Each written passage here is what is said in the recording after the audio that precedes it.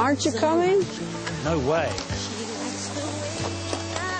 This is a big secret. I never saw anybody in my giving tree. Okay, I'll try. I'm slightly worried about my shoes slipping. Come on. Is it safe? Of course. I'm frightened. My I think inspiration. I'm going to stop here. You don't climb trees? No, I do not. You're missing out. I'll leave you to it.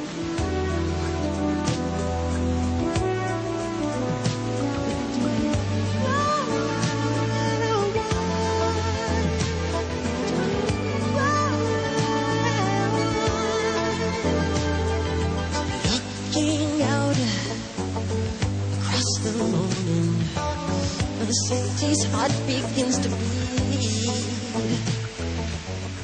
I love climbing trees. I think it's my favorite thing. Having water balloon fights and climbing trees. I think that those two are my favorite. Don't you prefer making love or going to a concert, or you really mean that you prefer climbing trees and having a balloon fight? Yeah, water balloon fight. And you prefer that to anything else?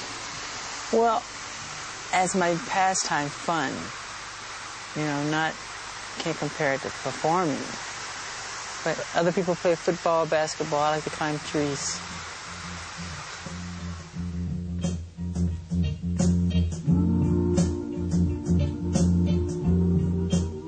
So how had this singing and dancing genius arrived in the surreal place that is his life today? I started to look for answers back at the beginning.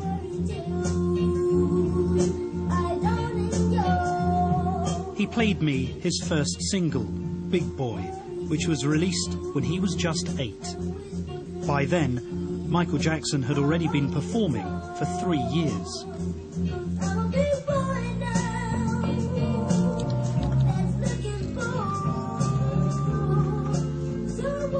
Do you remember when you first discovered that you had a special musical talent?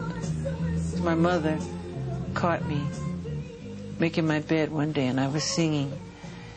And she said to my father that I could sing, and he didn't want to hear of it. You know, he said that Jermaine's the lead singer, not Michael.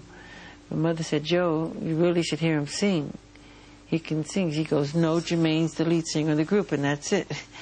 She forced him to listen to me, and once he listened to me, from that moment on, I was the lead singer of the group.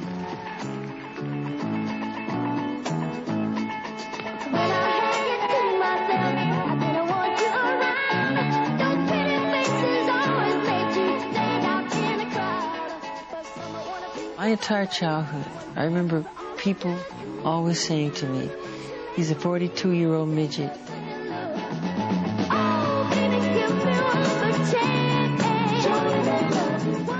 At first I didn't understand, but what they meant was the way I, moved on stage and the way I sang, like you say, the inflections or whatever. Did somebody teach you to do that? No, you can't teach that. You can't teach it. It has to come from inside. It's a gift, you know.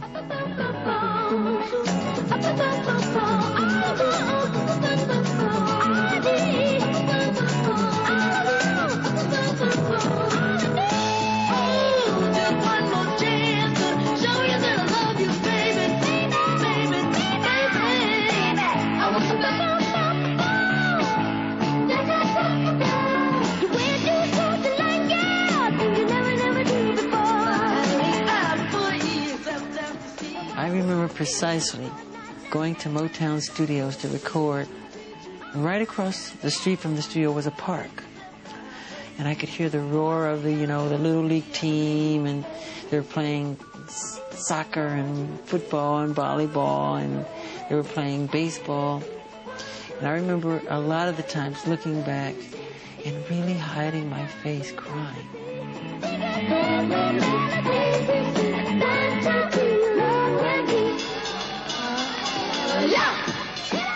I wanted to play sometime, and I couldn't, I had to go. Why couldn't? I had to go to the studio. Show me what you can do. Shake it, baby. Come on, make it, baby. Ooh, 1, 2, 3, baby. ABC, baby. Do, re, mi, baby. Hey! when you would be practicing, you were very heavily disciplined by your father. What was that like?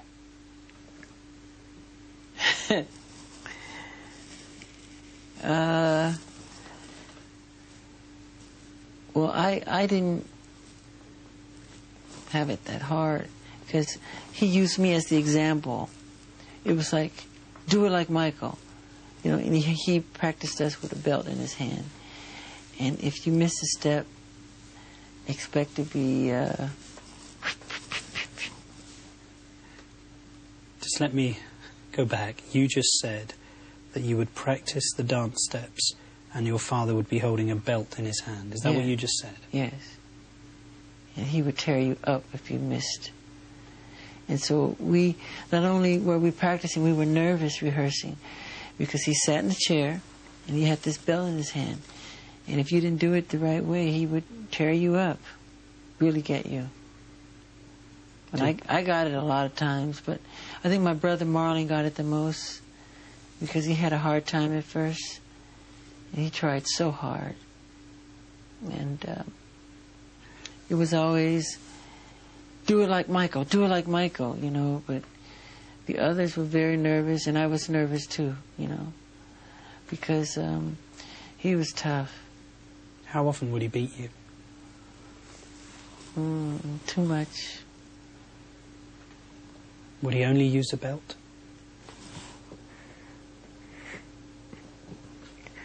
Why do you do this to me? No, more than a belt. What else would he use to hit you with? Ironing cords. Whatever's around. Throw you up against the wall as hard as he could. See, it's one thing to... But you were only a child. I know. You were a baby. I know. It's one thing to discipline. And you were producing successful records. I know. He would lose his temper. I just remember hearing my mother scream, Joe, you're going to kill him, you're going to kill him, stop it, you're going to kill him, you know, and I was so fast, you know, he couldn't catch me half the time, but when he would catch me, oh my God, it was bad. It was really bad. I looked up at the screen and couldn't help wondering what effect this violence had on young Michael.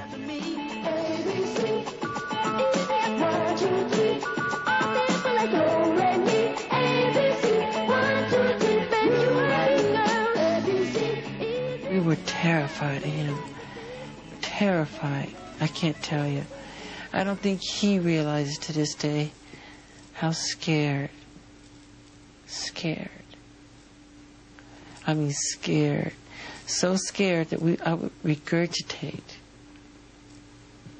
You would vomit? Mm-hmm. When would you vomit? What would produce that sort of reaction in you?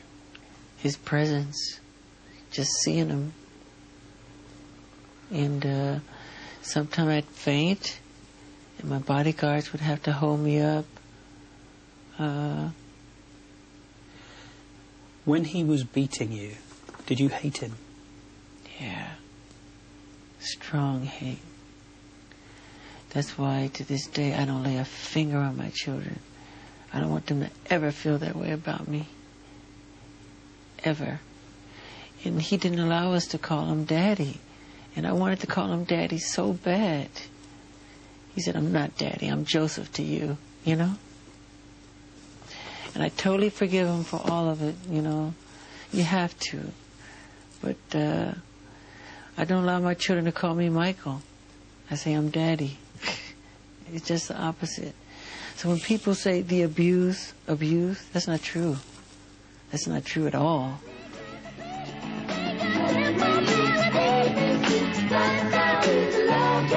ABC, girl!